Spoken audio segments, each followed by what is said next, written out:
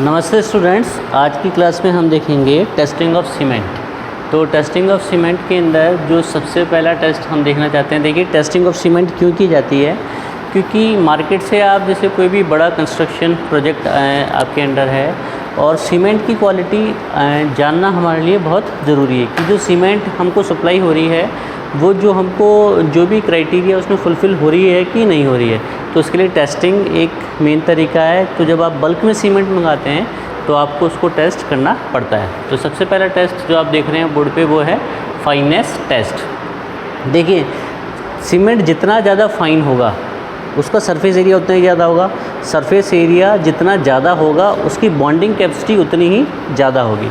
तो फाइनर cement offers A greater surface area and A greater surface area offers a good bonding.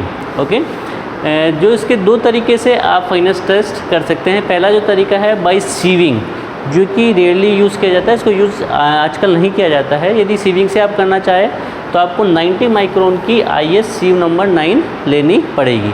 इसका size कितना है 90 micron, और 1 micron equal to क्या होता है 10⁻³ mm। ये आपको पता होना चाहिए।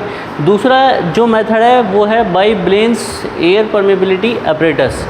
तो ब्लेंस एयर परमेबिलिटी अपरेटस के लिए आप इसका डायग्राम देख सकते हैं आपकी स्टैंडर्ड टेक्स्ट बुक्स में भी। तो इसके अंदर क्या करते हैं, total surface area of all the particles in 1 gram of cement.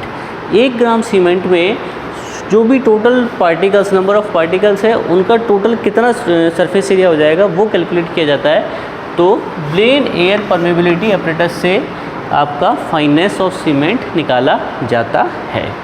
तो फर्स्ट टेस्ट हमारा हुआ फाइनेस टेस्ट। सेकंड जो कि बहुत इंपॉर्टेंट है, स्टैंडर्ड कंसिस्टेंसी टेस्ट। ये क्या होता है, सबसे पहले तो इसकी ज़रूरत क्या आ गई। स्टैंडर्ड कंसिस्टेंसी या नॉर्मल कंसिस्टेंसी टेस्ट किया जाता है अकॉर्डिंग टू IS 4031 पार्ट 4।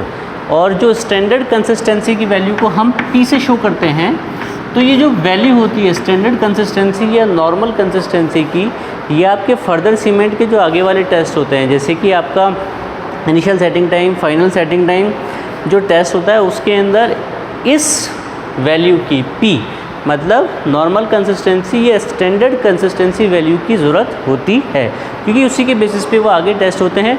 तो जैसे जैसे अब हम आगे बढ़ते जाएंगे हम वो आगे वाले टेस्ट भी देखेंगे।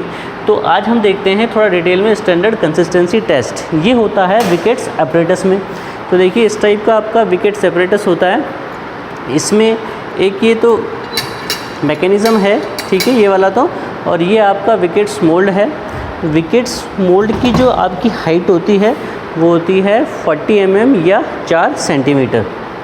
इसके अंदर जो आपका जो मैकेनिज़्म है, इसके अंदर देखिए बेसिकली विकेट अपरेटस में 3 टाइप का अटैचमेंट हमें मिलता है। तो ये अटैचमेंट भी हम देख लेते हैं। फर्स्ट अटैचमेंट तो है आपका ये वाला स्टैंडर्ड कंसिस्टेंसी वाला, इसे स्टैंडर्ड प्लंजर भी बोलते हैं, ठीक है। This one is standard plunger. ये कहाँ पे काम आता है, ये स्टैंडर्ड प्लंजर जो हम इसको यहाँ पे लगाएंगे, अभी विकेट्स अपरेटस के अंदर लगाएंगे, ये काम आएगा आपका स्टैंडर्ड कंसिस्टेंसी निकालने के लिए, ये वाला। दूसरा जो है ये है आपका इनिशियल सेटिंग टाइम की नीडल, एंड ये नीडल है आपका फाइनल सेटिंग टाइम का विद एन एनुलर अटैचमेंट। तो इन दोनों का काम तो हम बाद में देखेंगे। आज हम देखने वाले हैं अपना स्टैंडर्ड प्लंजर, जो आपका प्लंजर है कि उससे स्टैंडर्ड कंसिस्टेंसी कैसे निकालेंगे। तो इस प्लंजर को हम लगाएंगे। देखिए प्लंजर जो है वो यहाँ पर क्या हो जाएगा, अटैच हो जाएगा साथ में इसमें।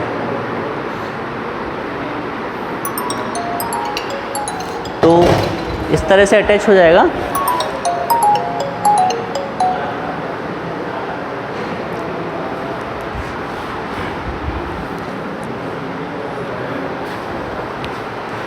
तो हम क्या करेंगे, पहले हम सीमेंट का पेस्ट बनाएंगे। जो स्टैंडर्ड या नॉर्मल कंसिस्टेंसी ऑफ सीमेंट होती है वो 25 से 35% तक वेरी करती है। तो मान लीजिए हम पहले 25% पानी मिलाएंगे। मान लीजिए आपने 100 ग्राम यदि सीमेंट लिया है तो उसमें 25 ml आप पानी में ऐड करेंगे। पानी ऐड करने के बाद उसको इस मोल्ड में आप टॉप तक भर लेंगे। This is your wickets mould. और विकेट्स मोल्ड और जो आपका ये इस टाइप से आप इसको अटैचमेंट को लगा लेंगे। देखिए, देख पा रहे हैं आप लोग, अटैचमेंट लगा दिया है मैंने। फिर हम क्या करेंगे, इसको हम धीरे धीरे इसको जो सीमेंट का पेस्ट हो जाएगा, ये मान लीजिए आपका ये मोल्ड हो गया, ये आपने सीमेंट पेस्ट इसमें भर दिया। तो ये जो आपका इनिशियली हम क्या करेंगे, इसको ऐसे बस टच करेंगे, ये जो है ना आपका प्लंजर, इसको हम इनिशियली क्या करेंगे, टच करेंगे।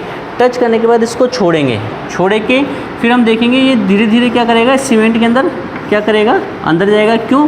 क्योंकि यहाँ पे हमने क्या है, सीमेंट प्लस वाटर, मतलब सीमेंट या फिर आप बोल सकते हो उसे सीमेंट पेस्ट। तो हमने यहाँ पे क्या रखा हुआ है, सीमेंट पेस्ट रखा हुआ है। तो इनिशियली हम मान लीजिए 25% पानी ऐड करके हमने सीमेंट पेस्ट रखा है। फिर ये प्लंजर को हमने यहाँ टच किया और फिर इसको क्या कर दिया, इस अरेंजमेंट को, प्लंजर को इसके टॉप पे टच करा के हमने क्या कर दिया, छोड़ दिया। ठीक है, तो छोड़ने के बाद ये प्लंजर क्या होगा, ये वाला जो प्लंजर होगा धीरे धीरे आपके सीमेंट के अंदर जाएगा। तो टोटल इसकी हाइट है 40 mm। कितनी है इसकी, 40 mm। तो मान लीजिए अभी आपने 25% इसके अंदर वाटर ऐड करके सीमेंट पेस्ट बनाया था, तो अब 25% में मान लीजिए ये अंदर गया 30 mm। कितना गया, 30 mm अंदर गया। तो टोटल नीचे से कितना बच रहा है, अभी भी 10 mm। ठीक है, तो अब 30 mm अंदर गया, मतलब और ज़्यादा अंदर जाना चाहिए। हमें चाहिए ऐसा पानी की मात्रा है, वो पानी की मात्रा कि जिस पर ये प्लंजर 35 to 37 mm क्या चल जाए, अंदर चला जाए। सॉरी 33 to 35 कितना चल जाए, 33 to 35 mm क्या चल जाए, ये अंदर चला जाए। तो अब 30 ही गया, हमें ज़्यादा करना है, तो हम मान लीजिए अब इसको कर देते हैं 28%। तो अब जो पेस्ट है थोड़ा सा क्या हो जाएगा, सॉफ्ट हो जाएगा। तो मान लीजिए 28% में ये चला गया 33 mm, नीचे चला गया, तो नीचे चला गया यहाँ से, तो नीचे से कितना बचा आपका 7 mm। ठीक है, तो अब ये जो 28% है, यही क्या कहलाएगी, सीमेंट की स्टैंडर्ड या नॉर्मल कंसिस्टेंसी। ठीक है, यदि मान लीजिए 35 mm भी चला जाता है और नीचे से कितना बचता है आपका 5 mm, तो भी हम इसको स्टैंडर्ड या नॉर्मल कंसिस्टेंसी बोल सकते हैं। मतलब 33 to 35 फ्रॉम टॉप और 5 to 7 mm फ्रॉम बॉटम। ये है आपका विकेट्स एपरेटस से आप स्टैंडर्ड कंसिस्टेंसी कैसे निकाल सकते हैं। ये जो स्टैंडर्ड कंसिस्टेंसी की वैल्यू है, ये वाली हमारी आगे आने वाले टेस्ट में final and initial setting time में हमारे काम में आएगी। इस लेक्चर में इतना ही, नेक्स्ट लेक्चर में मिलेंगे। धन्यवाद।